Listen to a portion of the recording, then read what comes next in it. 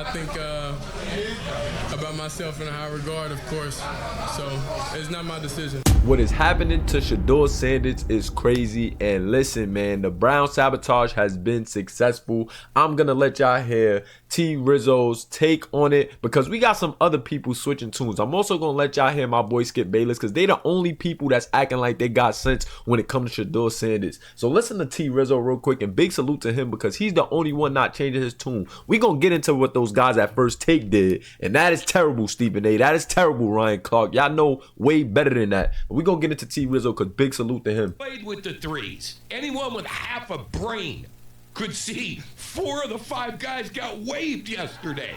Hello? 4 of the 5 linemen that literally was blocking for Shedeur in that last preseason game was waived. He was out there with PE teachers. He was out there getting blocking from your PE teacher this semester.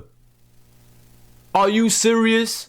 Are you serious? Come on, y'all. And now we got ESPN guys changing the narrative on my boy. Like, they switching up on my guy. Listen to Skip. I'm about to unleash about Shedeur Sanders. Brought to you by FanDuel, America's #1 sports book. I just watched what happened to Shedeur Sanders in the Cleveland Browns' 3rd and final preseason game. And I'm outraged, I'm sickened, and I'm saddened. By the way, Shedeur continues to be treated in the National Football League now by those sorry-ass Browns and sorry-ass Kevin Stefanski. So, yeah, Flacco started today, and I'll give you this, he played well. He was 9 out of 10 for 71 yards, threw a couple of nice balls. Dylan Gabriel played the second quarter and played well. And it is no dispute on that. Flacco did well. Dylan Gabriel did well. But why are you guys putting Shedeur in this type of environment? Why are you sending him up to fail? And then why is the media with having these weird takes now? Like, I'm not going to show the video for First Take, but I want y'all to hear them, man. I really want y'all to hear them because I don't want to get no copyright. But this is crazy. Like, this is absurd that this is what they have to say. Like, listen to Stephen A. and then listen to Ryan Clark, man. My answer was going to be no. It didn't end it because I'm thinking about Flacco being 40 years of age and not expecting him to start all 17 games or so. Obviously, I don't expect much from Kenny Pickett. Crazy. Gabriel can ball, and we respect him, but in the same breath, he's a rookie that I think that Shedeur Sanders could beat out. All of that's true. But listening to RC and DO, I have to say I've changed my mind. I think you that changed RC your right mind. From You changed your mind, Stephen A. Listening to Dan Orlovsky make every excuse for Dylan Gabriel when it was Dylan Gabriel throwing pick sixes. It was, oh, they didn't put him in the right position. Oh, this and that. He played with PE teachers that got cut this week. And you're still making excuses talking about you agree with Dan Orlovsky and the madness that Ryan Clark had to say today. Like, when y'all hear Ryan Clark today, it is pitiful. I can't believe he's switching stance like that. I cannot believe. He said he's still rooting for Shedeur. But when you know the media has a narrative, when you know the NFL is up against this kid, how can you fix yourself to say the things that you said today about this kid, Ryan? Like, come on. Like, come on, bro. You know better and you should do better. But hold on, we're going to get into this. We're going to keep it going. I'd be hard-pressed to see Shedeur Sanders, after this performance, being in a position where he can climb from a QB4 to a potential QB1. I can't see that this year. I can tell you that much. Barring injury. Of course, injuries change everything, and we get that part. But barring injury, it's hard for me to believe. Like, are we serious? Are we serious, man? Are we serious, Stephen A? Talk about barring any injury. And then I'm telling y'all, when y'all hear this madness from Ryan Clark. Was still against 3rd or 4th stringers and what have you. And to see some of the things that they complained about with him in college really show itself this past weekend. I think it's one of those things where it's a huge leap.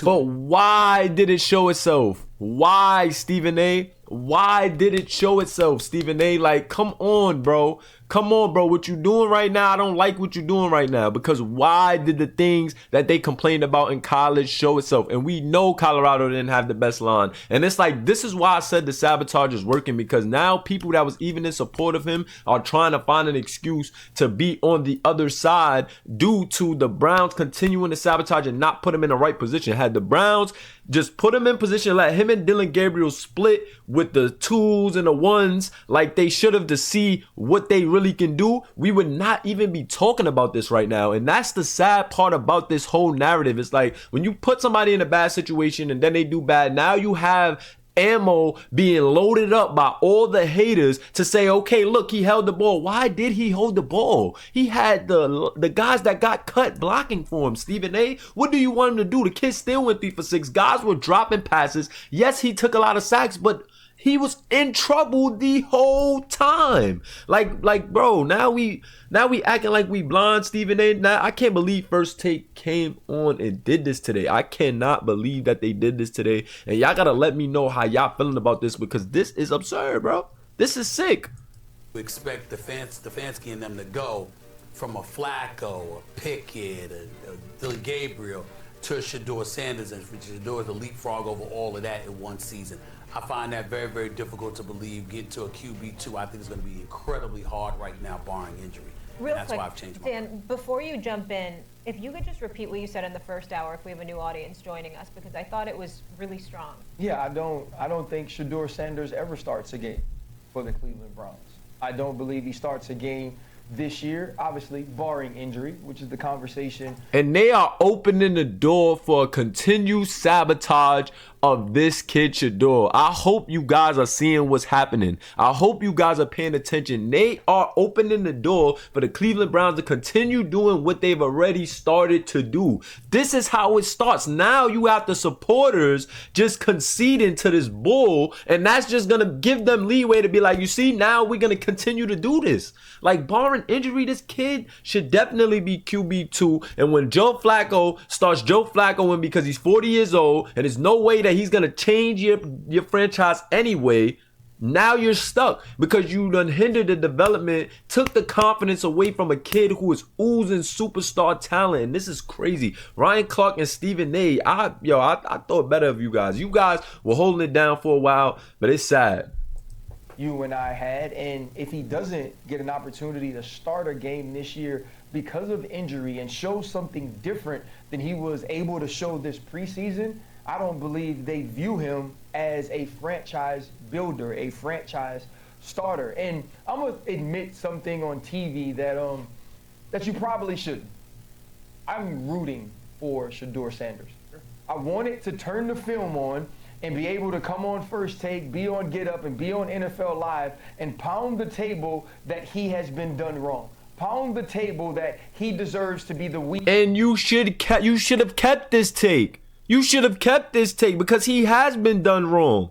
He definitely has been done wrong. So I'm completely confused at how you are changing your song now. Like, what he's about to say right now is the kicker to this video and the catalyst to why he's opening the door for the rest of the haters in the Cleveland Browns and the NFL to continue to sabotage Shedeur Sanders. Like, this is absurd, my guy. Like, there's no way you could get away with this now. Like, this is sad, man. My stomach is turning for what they're doing to this kid. They're trying to take his confidence and kill his confidence and drive it to the ground. They are now just twisting the knife on this kid's career, and it just began. Like, this is sad.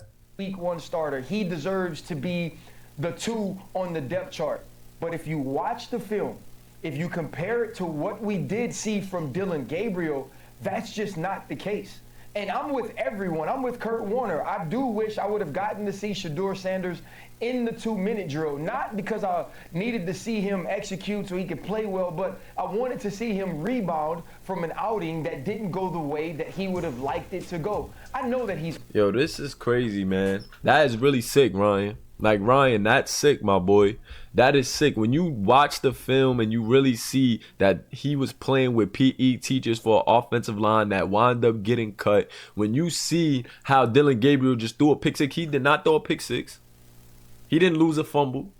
He didn't do that. In the game that he got to play with the players he's supposed to be playing with. In a game when he got to play with the tools, a little more competent team, he did what he was supposed to do, even down to the play calling. When you watch the film, how could you say what you're saying in comparison to what you've seen from Dylan Gabriel? Like, I really don't get it, man. I really don't get it, and that's sad, and that is not cool, man. It is not cool what you guys are doing, because you are opening the door for these haters to continue to hate on this young boy, and y'all opening the door for the NFL and the Browns to continue to sabotage this kid's career. I'm telling you, it is a full-on collusion going on against Shedeur Sanders because of who his father is and how his father has always been confident, always been empowered as a player. And now with this movement going on, the NFL is trying to stick it to these guys and make sure these guys have no power, no voice. And they've been doing this for years, but it is completely sad to see that even people who was in support of him in the media are now starting to drive the narrative as well. So salute to Tony Rizzo, salute to Skip Bayless for continuing to support, because when you got Mary Kay Cabot's, when you got Tony Grassi's out there trying to sabotage the kid, when you got Coach Kevin Stefanski not knowing what he's doing, but then saying, oh, it's good team wins, and we're trying to develop our players, and letting Joe Flacco go out there in the preseason for what? Joe Flacco has a Super Bowl. Joe Flacco is a veteran. Joe Flacco, we know what he can do. You're continuing to try to drive Joe Flacco and Kenny Pickett. We've seen Kenny Pickett. They should have been got rid of Kenny Pickett. He was injured all preseason. How could you sell that over any of what? How could you sell that over any of the rookies if you didn't see him play? But yet now he's still number 2, and they still talk about keeping 4 quarterbacks. How can you truly evaluate what these rookies are going to do if you have that type of situation? And then when you keep on pushing Shedeur at the bottom, continuing to put him in bad situations, how can you say that you have his best interests at heart? This is completely sick, and I'm not for it, man. I'm not feeling it at all. Let me know what y'all think about this in the comments. But this is sick, man. Like, this is really sick, man. He was legit running for his life out there, and only one person is acting like they got some sense and they saw what was happening. Like, this is crazy, man. I cannot believe what I am seeing. And just check out the stats, man. Just check out the stats for these guys. 0 interceptions, 2 touchdowns, and he only played with competent guys for 1 game. But still, check out the stats. And guys are trying to make it seem like what you've seen on film from Dylan Gabriel was so crazy. Like, are you serious? Are you serious? Like, please make it make sense, man. Please make it make sense. It is a pure agenda out there going against this kid, and it's sad to just even see how that is all playing out. And shout out to RG3 as well. Gotta salute RG3, because listen to this. The snap count chart. We'll throw that up for you guys on the screen. And people were saying, oh, he was playing with the same guys that Dylan Gabriel was. No, he wasn't. No, he wasn't.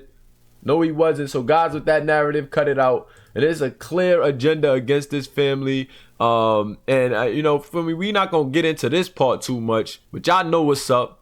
I'm not going to get into the highlighted too much, because I don't want to be too controversial, and that's not what I'm here to do. You know, I love all people equally, and all people should be treated equally. But when it comes to the NFL and what they've been continuing to do to this family, it is absurd, and we seeing it. And it's because this boy right here got his own media platform and has changed the game. And it's because this guy right here has changed the game for years and years. His sons are confident. His sons are the epitome of what a strong black man should look like. They ain't going for nothing. They ain't going for the narrative you guys are trying to spill. They put God first. You know what I'm saying? They continue to perform and get it done. And you see what's happening, man. And you see what is happening. You see what they are trying to do to this family. And it is sick and it is sad, man. And I ain't going to hold you. I'm surprised by Stephen A. and Ryan Clark and the moves that they made, talking about this kid the way they did, talking about this family when they completely know better. They know these people more than any of us do. They've been close to these guys. And if you watch the tape, Ryan Clark, how could you say that Dylan Gabriel was performing better than Shedeur, knowing the circumstances, being an NFL player, knowing that it's a team game, and they was putting him with the worst of the worst guys, and he still was trying to do all he could to show something at the end of that game. He got pulled, couldn't even get the 2-minute drive for a quarterback that they also cut. So they cut the lineman and then gave the 2-minute drill to a quarterback that they also cut. And this is sad, man.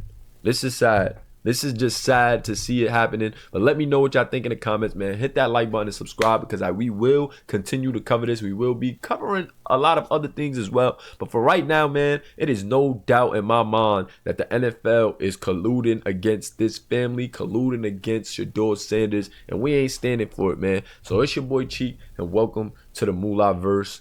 Peace. Sad work. Sad work.